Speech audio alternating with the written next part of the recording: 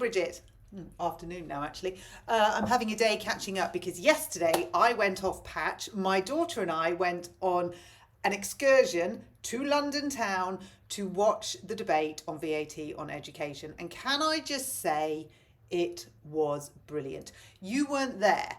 You'd got other more important things to do. I mean, I do wonder what's more important than your flagship policy being debated, but either way, you couldn't be bothered to go. Torsten Bell went. Feel like it was a bit of a lamb to the slaughter on that one. It didn't go so well for Torsten yesterday. He made lots and lots of notes and then made a very short speech at the end, effectively reiterating everything you've said months and months ago, even though that's already been countered and even though everyone's proven that that's actually not a thing. But he just sort of still said it. So it's clear that nothing has been listened to. And do you know what? Something that really got my goat was... You've obviously got this in the party script where you just throw it back to the opposition and go, well, what would you do instead?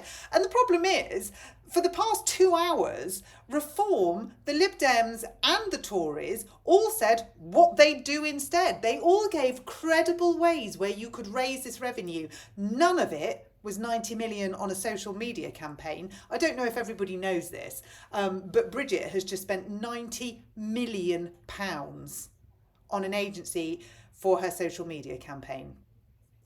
I mean, how many teachers is that, Bridget? I think somebody worked it out the other day. Like thousands. And you've spent that on a social media campaign, and then you are actively penalising children and their parents who dare to send their kids to private education. You're penalising them by adding 20% onto their fees, yet you can splash 90 mil on a social media campaign. For a start, my daughter could do it for you for free. I mean, she wouldn't. She has principles, but she could. So anyway, little rant about that over. I made some notes for you of things that I think are really, really important. It's good to know the room.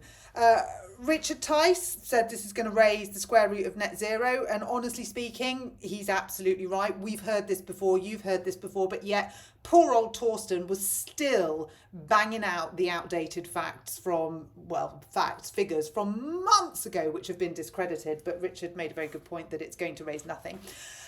We heard from Neil O'Brien MP in Harborough, who made a very good point about the film industry having business rates relief because that was an investment in our future. But children, no, not so much for them. They don't get it, but the film industry does. Which I thought, to be fair, is interesting because when they do make a film about this, it'll be a bit like Mr. Bates and the Post Office, won't it? When they do make a film about the scandalous theft of children's education, I suppose there'll be more film companies that could pitch for that one. So that was good. Rupert Huck. Now, Rupert Huck is a Labour MP, and I have kudos to Rupert. So, Rupert trashed it. She absolutely, but she was the way that she did it, she just spoke from her constituents' heart. She shared the fears and the worries and the realities that are facing her constituents, and yet she's a Labour MP. But she's like, it doesn't add up. You're not paying attention to the SEND children, to the faith schools. Interestingly, on faith schools, you went to a Catholic school, you went to a Catholic provision, a specific girls' Catholic school, whereas Torsten seems to think that, all faiths will be catered for under your new policy. Well, that means your school wouldn't exist. But you went to an all-girl Catholic school. You're sort of really shooting yourself in the foot there. Not that you haven't all the way through. Rachel Gilmore MP said that Devon fails on 95% on occasions on EHCPs, which, you talk about children with EHCPs will be exempt. Well, how? How are they going to get the EHCP? And something that really struck my 13-year-old daughter, who is a SEND child, the D, as I've said before, disabilities. What if you don't have an EHCP because you don't want to go and sit in front of a panel of people and justify your existence and justify your right to an education? What if you don't want to do that because that's just a step too far? Because only the most acute, and they're Torsten's words, not mine, the only acute ones will get the EHCP, and the acute special educational needs children will be catered for and be exempt. What do you need to be acute? Could we have a definition of this, and could you say it to the actual children? My daughter was sat right at the front line.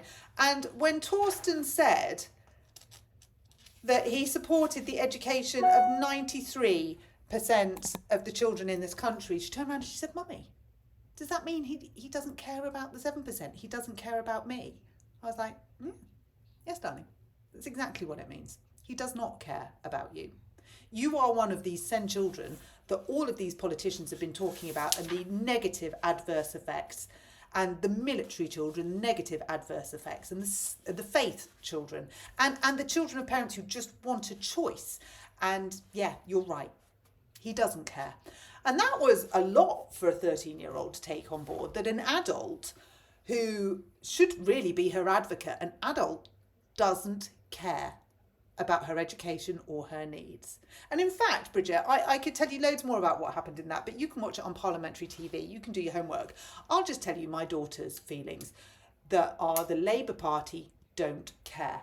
And when one of the Labour MPs said, it was Torsten said, nobody is questioning every parent wants the best for their child. And she said, well, yes, he is. He's questioning you, Mummy, because you want the best for me, but you're being charged for having it. She's 13. And I thought, well, here's your next Prime Minister, but in the meantime, we've got to try and find a way to educate you that's not just in our kitchen, because it's homeschooling, which with the education bill, I mean, I don't even know if it'll be allowed to homeschool my own child, but it certainly won't be state education because you can't access that. So it's homeschooling or scrap heap for the 7% that you don't care about, which is what Torsten said yesterday. So my note to you, Bridge, is next time there's a debate on education, I recommend you go, because it's not a good look to send somebody that really doesn't get it, feel it. Mind you, you don't get it or feel it either, do you? Do you know what? Stick with your plan. It's fine. It didn't go well for Labour. I must catch up.